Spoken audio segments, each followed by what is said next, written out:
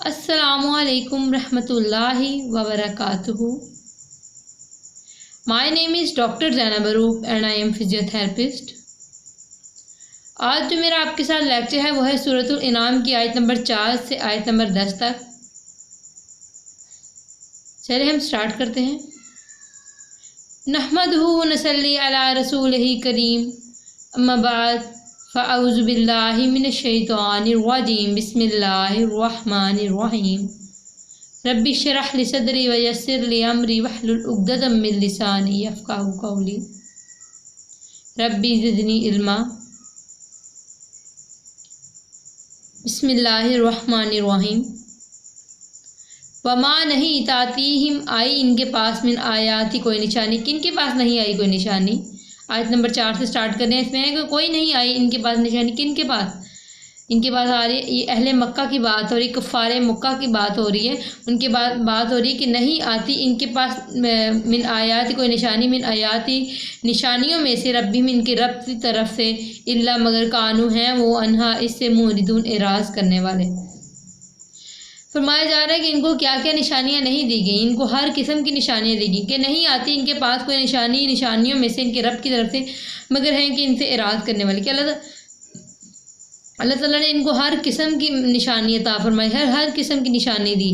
ان کو انہوں نے آپ صلی اللہ علیہ وسلم سے اتنا بڑا مطالبہ کیا کہ چاند کو 2 ٹکڑے کیا جائے اور شکی قمر کیا جائے، تو آپ صلی اللہ علیہ وسلم نے چاند کو 2 ٹکڑے بھی کر کے دکھایا. اور پھر بھی اگر یہ مان نہ لائیں تو پھر کفار مکہ کا کچھ نہیں کیا جا سکتا، کیونکہ ان کو تو جب سب نشانیاں ان کے سامنے ہیں پھر بھی یہ نہیں مانتے، تو پھر یہ ان سب کا اپنا ہی قصور ہے. اور اعراض کرنے کا مطلب ہوتا ہے اگنور کرنا. تو یہاں بات ہو رہی ہے کہ مطلب یہ پھر بھی اگنور کریں گے اور یہ بات نہیں آئیں گے اور یہ بات آنے والے نہیں ہیں. اصل میں جو بات ہو رہی ہے اہل مکہ کے جو لوگ تھے، یہ تھے جیسے میں نے بتایا کفار مکہ. یہ بولنے میں بہت ہی بڑے مطلب اچھی زبان کی مہارت رکھتے تھے. یہ شعر و شاعری کرنے والے لوگ تھے اور بڑے مہارت والے انسان تھے. تو ان کے بارے میں کیا ہے کہ یہ جو اہل مکہ تھے نا، یہ ان کے اوپر سب سے بڑی جو اللہ تعالیٰ کی نشانی تھی وہ قرآن پاک تھی. تو اب اتنی بڑی ان کے پاس نشانی ہے پھر بھی نہیں مانتے. تو ان کو تو پتہ ہونا چاہیے، کیونکہ یہ دیکھیں نا کہ ایک بندہ جو اچھا بولتا ہے، وہ شعر و شاعری کرتا ہے. قرآن پاک ان سب کی شعر و شاعری سے بھی اوپر اتنی خوبصورت کتاب ہے کہ یہ ان کو اگر کہہ دیا جائے کہ اس جیسی ایک آیت لے آؤ تو یہ اس کی جیسی آیت نہ لے کر آ سکیں. تو یہ جو عرب کے لوگ تھے یہ بہت ہی عربی بولنے والے اور بڑے شعر و شاعر، ایک لفظ دے دیتے تھے اس سے کئی شعر نکال لیتے تھے. تو اتنی زیادہ مطلب یہ ماشاءاللہ مہارت کے لوگ تھے. تو اب جب یہ اتنی مہارت رکھتے تھے تو پھر جب قرآن ہے تو پھر ان کے پاس تو سامنے سیدھی نشانی تھی، پھر کیوں نہیں یہ مانے؟ یہ لوگ تو اجمی لوگوں کو، باقی کو اجمی کہتے تھے. اور اجمی کون تھے؟ جو کہ ان پڑھ تھے، جو عربی کو اتنا اچھا نہیں جانتے تھے. یہ ان لوگوں کو بہت ہی کمتر سمجھتے تھے اپنے سامنے. تو اتنی اگر رکھتے تھے تو قرآن پاک کو کیوں نہیں سمجھے؟ ان کے سامنے تو کھلی نشانی تھی نا. یہ اصل میں اعراض کرتے ہیں. اعراض کیا؟ اگنور کرتے ہیں. کس وجہ سے؟ حسد کی وجہ سے، ضد کی وجہ سے، یا دشمنی کی وجہ سے. ابو جہل سے پوچھا گیا تھا کہ کیا ابو جہل تم سچ میں سمجھتے ہو کہ نبی اکرم صلی اللہ علیہ وسلم اللہ کے رسول نہیں ہیں؟ تو ابو جہل نے کہا کہ نہیں، مجھے پکا یقین ہے اس بارے میں، میں بہت اچھے سے جانتا ہوں یہ چیز، لیکن ہم نہیں مان سکتے کیونکہ نہیں تو ہم ان سے کم ہو جائیں گے، مطلب ہم رتبے میں کم ہو جائیں گے. ابو جہل کا قبیلہ بہت ہی ہائی کلاس قبیلوں میں سے تھا اور وہ کہتا تھا کہ ہم رتبے میں کم ہو جائیں گے اگر یہ ماننے لگے تو ہماری کیا رہ جائے گی عزت. اور پھر باقی جو آپ کو پتہ ہے کہ قبیلوں کے پھر سارا ملتا تھا، ان کے ساتھ فنڈنگ ہوتی تھی، سارے ایک دوسرے کے ساتھ مل کے کوئی بھی دشمن حملہ ہوتا تھا تو ساتھ ہوتے تھے. تو ان کو سب کو یہی ڈر تھے، اور جس کی وجہ سے انہوں نے جان بوجھ کے بس ضد کی وجہ سے، حسد کی وجہ سے انہوں نے نبی اکرم صلی اللہ علیہ وسلم کو نہیں مانا، اتنا کہ یہ جانتے تھے کہ وہ حق پر ہے. آگے ہے فقط پس تحقیق کذب، انہوں نے جھٹلایا بالحق کی حق کو، لما جب جاءہم وہ آیا ان کے پاس، فسوف پس ان قریب، یاتیم آئیں گی ان کے پاس، انباء خبریں، ما اس کی جو کانو تھے وہ بھی وہ یستہزئون وہ مذاق اڑاتے. اب اللہ تعالیٰ فرما رہے ہیں کہ ان کے پاس ہر قسم کی آیات آئیں، ہر قسم کا نالج آیا. اور انہوں نے پھر بھی اس کو انکار کیا. جیسے میں آپ کو بھی پیچھے بتا چکی ہوں اشک قمر کا، تو اشک قمر کا کہ قمر جو چاند کو 2 ٹکڑوں میں ڈیوائڈ کر دے جائے، یہ کہانی نہیں ہے بلکہ اصل میں ہوا تھا. اور کیا نام ہے، ہماری حدیث سے یہ ہمارے نبی اکرم صلی اللہ علیہ وسلم نے خود کیا، اور یہ حدیث سے یہ چیز ہمیں واضح بھی ہے. اوپر سے ریسرچ آج بھی اگر جا کے سائنسدانوں نے کی ہے ریسرچ، تو ان کو پتہ لگا کہ آج بھی چاند کے اوپر ایک ٹریس ہے جس سے وہ پتہ لگتا ہے کہ وہ ہاف میں ڈیوائڈ ہوا تھا کبھی. اور اللہ تعالیٰ نے ان کو کیا کیا نہیں دیا. اب وہ پس تحقیق انہوں نے جٹلایا حق کو جب وہ آیا ان کے پاس، پس ان قریب آئیں گے ان کے پاس خبریں اس کی جو تھے وہ جس کا وہ مذاق اڑاتے. کہ مطلب ان کو اللہ تعالیٰ نے ہر چیز دی، ان کو ہر قسم کا نالج دیا، پھر بھی یہ نہیں بعد آئیں گے، تو پھر ان کا تو اللہ تعالیٰ خود ہی ان کی پکڑ کریں گے، اور ان کی پکڑ پھر بہت سخت ہونے والی ہے. دیکھیں اللہ تعالیٰ ایک وقت تک انسان کو چھوٹ دیتا ہے. اور یہ دیکھیں کہ بہت ساری جو یہاں مین اس آیت میں یہ بات ہو رہی ہے کہ بہت سارے لوگ آئے ہیں اور انہوں نے آ کے اس کے اوپر ٹاپک پہ مطلب تم سے پہلے کئی اچھی قومیں بھی گزر چکی ہیں جو ہم آگے بڑھیں گے، کہ پھر تم ان کو دیکھ لو کہ تمہارے پاس کیا کیا نشانی ہے، تم پھر بھی انکار کر رہے ہو. تو پھر جب یہ حق کو جٹلائیں گے تو پھر عنقریب جو لوگ مذاق اڑاتے ہیں وہ دیکھتے رہ جائیں گے. جب ان کو سخت سزا ملے گی اہل مکہ کے لوگ جب وہ اللہ کے پاس جائیں گے تو ان کو اس کا جواب دہ ہونا پڑے گا. تو علم کیا نہیں یرو، انہوں نے دیکھا کم کتنی ہی اہلکنا ہلاک کر دیں گے ہم نے. اب یہاں کیا بول رہی کہ کیا نہیں کہ دیکھیے کتنی ہلاک کر دی ہم نے. من قبل ان سے پہلے من کرنی قومیں مکنہ ہوں، قدرت تھی ہم نے انہیں فی الارض زمین میں، ماں وہ جو لم نہیں مکن ہم نے قدرت دی لکم تمہیں. اب یہاں کیا بات ہو رہی ہے آیت نمبر 6 کے اندر. آیت نمبر 6 کے سٹارٹ کے اندر یہ بات ہو رہی ہے کہ دیکھو تمہیں وہ کچھ دیا جو پہلی امتوں کے پاس نہیں تھا. پہلی امتوں کے پاس تھا بلکہ بہت زیادہ تھا، تمہیں تو کچھ بھی نہیں دیا. یہ بات ہو رہی ہے کہ مطلب ان کے پاس تو ایسی قوم ہود کے پاس تو ایک ایسی ٹیکنیک تھی کہ وہ پہاڑوں سے پہاڑوں میں اتنے پیارے پیارے اپنے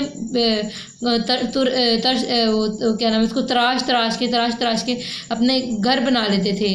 اور وہ یہ بھی ایک ہنر کی بات ہے نا، ہم تو نہیں گھر بنا سکتے نا پہاڑوں میں جا کے، کہ مطلب پہاڑوں کو کاٹ کے انہوں نے بڑی انداز سے کیا ہوتا. ایسے قوم عاد کے پاس اتنی فوجیں تھیں کہ ان کو کوئی کچھ بگاڑ نہیں سکتا تھا. ہوا کیا، ان کے اوپر حملہ ہوا، اور اللہ تعالیٰ کا حملہ کیسا، اللہ تعالیٰ کا طوفان آیا کسی پہ اللہ نے پتھر برسائے، کسی پہ اللہ تعالیٰ نے کسی قسم کا مطلب سبب ڈفرینٹ تھے لیکن کاز ایک ہی تھا کہ ان کے گناہ. تو ان کو اتنی بڑی قوم اللہ تعالیٰ کہہ رہے تم تو زمین پہ اتنی قدرت نہیں رکھتے جتنی وہ قدرت رکھتے تھے. اور اس قوم کو پھر بھی ہم نے اس قوم کو کیا مزہ چکھایا اور کیا بڑا عذاب دی، تم پھر بھی باز نہیں آؤ گے.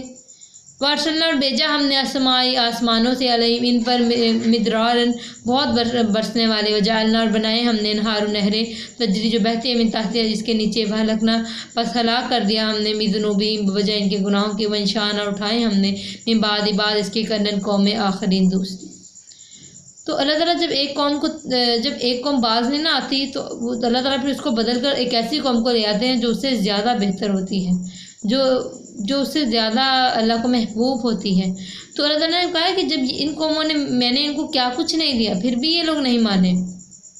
یہ برسنے کی بات یہ ہے کہ ان کے اوپر اللہ تعالیٰ نے زرخیزی دی، ہر چیز دی، پھر ان کے اوپر کیا ہوا کہ ان کے اوپر اللہ تعالیٰ نے پھر عذاب دیا جب یہ نہیں بات ہے ان کی گناہوں کی وجہ سے.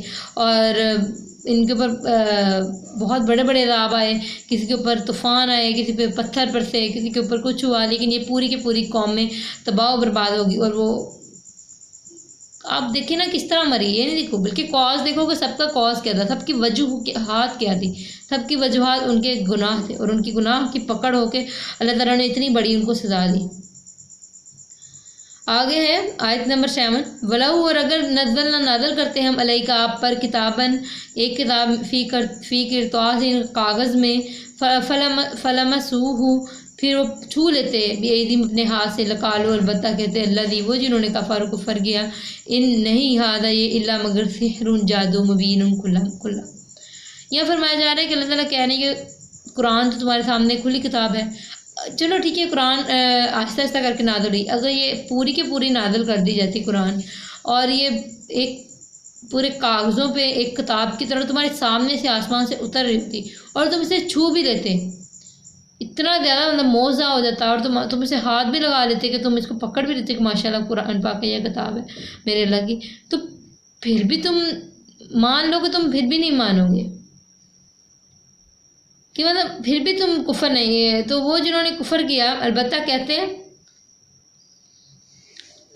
دوبارہ اس کا ترجمہ آپ کو ڈیٹیل میں تیزی سے پڑھ دیتی ہوں، اگر نازل کرتے ہیں آپ پر ایک کتاب کاغذ میں پھر وہ چھو لیتے اپنے ہاتھوں سے، البتہ کہتے وہ جنہوں نے کفر کیا نہیں ہے یہ مگر جادو کھلم کھلا۔ یہ دیکھو دلائل کی ضرورت ایک مومن کو نہیں ہوتی، مومن غائبانہ علم پہ اور مومن کا وہ ہوتا ہے کہ میں نے سمیع اطاعن ہوتا ہے اس کا، میں نے سنا اور میں نے اطاعت کی، اور صحابہ کرام کا یہی رویہ تھا کہ وہ اللہ تعالیٰ علیہ وسلم کا حکم ہوتا تھا اور وہ کہتے تھے ہم نے سنا اور ہم نے اطاعت کی، وہ اگلا سوال نہیں کرتے تھے کہ ایسے تو وہ دین پہ ہی نہ ہوتے، وہ کہتے کہ علیہ وسلم یہ کیوں کہہ رہے ہیں، وہ کہ تب تو دین آ رہا تھا آہستہ آہستہ کر کے۔ صحابہ کرام نے کیا کیا، سمیع اطاعن، کہ انہوں نے کہا کہ ہاں اب ٹھیک کہہ رہے ہیں کہ آپ نے جو کہا وہ ٹھیک کہا۔ تو یہاں پہ جو بات ہو رہی ہے وہ یہ بات ہو رہی ہے کہ دیکھیں اگر آپ کو قرآن پاک آپ کے سامنے بھی آ جائے اور آپ کو دلائل بھی سارے کے سارے پیش کر دی تب بھی تم نہ مانو، کیونکہ یہ لوگ ماننے والی قوم ہی نہیں، جن کو ماننا ہوتا ہے وہ دلائل نہیں مانگتے بلکہ وہ مان جاتے ہیں، لیکن یہ جو جن کو نہیں ماننا ہے اس طرح کے ہیلے بہانے کرتے ہیں اور اس طرح کی وجوہات پیش کرتے ہیں، یہ بہانے کرتے ہیں۔ تو اگر یہ لوگ اتنا کھلم کھلا دیکھ کے ہاتھ سے ٹچ بھی کر لیا پھر بھی اس کو دیکھ کے یہی کہیں کہ یہ جادو ہے، پھر تو یہ موسیٰ علیہ السلام کا تو آپ واقعہ جانتے ہیں کہ جب فرعون کی نے بہت سارے جادوگر بلائے تھے تو اللہ تعالیٰ نے موسیٰ علیہ السلام کو معجزہ دیا، انہوں نے اپنا عصا پھینکا تھا تو وہ ایک دم اژدہا بن گیا تھا، تو کیا وہ سارے معجزے تھے نا، لیکن ان لوگوں نے کیا نہیں یہ تو بہت بڑا جادوگر ہے، یہ ہمیں مات دے رہا ہے، یہ تو جادوگر بڑا ہے۔ تو دیکھو اللہ تعالیٰ نے بہت کچھ، دیکھیں نا آپ کو یہ چیز کیوں نہیں سمجھ آتی کہ دیکھیں اللہ تعالیٰ نے آپ کو بہت کچھ دیا ہے، کہ اللہ تعالیٰ نے آپ کو مطلب موسیٰ علیہ السلام کو جیسے میں نے ابھی آپ کو بتایا کہ معجزے سے گزارا، پھر لوگ تب بھی نہ مانے تو یہ جادو کہیں تو پھر تو ایسے لوگ مان لو، جیسے ہم لوگ آپس میں اب کے دور کی بات کرتے ہیں کہ ہمیں ہمارے سامنے دین پیش کر دیا جاتا ہے، پورا دین ہمارے پاس ہے، لیکن ہم کیا کہتے ہیں نہیں یار اتنی سختی نہیں ہے یار، برائیاں کر لیتے ہیں، خیر ہے اللہ تعالیٰ معاف کر دے۔ دیکھو دین کو جان بوجھ کر پھر غلط کر رہے ہو، کیا چاہتے کیا ہو کہ اللہ تعالیٰ تمہیں کتنی کی چھوٹ دے؟ تو میں چاہتی ہوں کہ آپ سب بھی اللہ تعالیٰ کی نشانیوں پہ غور و فکر کریں۔ تو ہم مطلب یہ لوگ کیا کہتے تھے کہ جادو کیا ہے، تو یہ پھر بھی ایمان نہیں لاتے تھے۔ اور آگے ہے آیت نمبر 7 پہ بلاؤ، اور اگر نہیں آیت نمبر 8 پہ وقال، اور انہوں نے کہا لولا کیوں نہیں انزل اتارا گیا علیہ ہم ان پر ملکن کوئی فرشتہ، ولو اور اگر انزلنا ہم اتارے ہم ملکن کوئی فرشتہ، لقضیا البتہ فیصلہ کر دیا جاتا الامر معاملے کو، ثم پھر لا ینظرون نہ وہ مہلت دی جاتی۔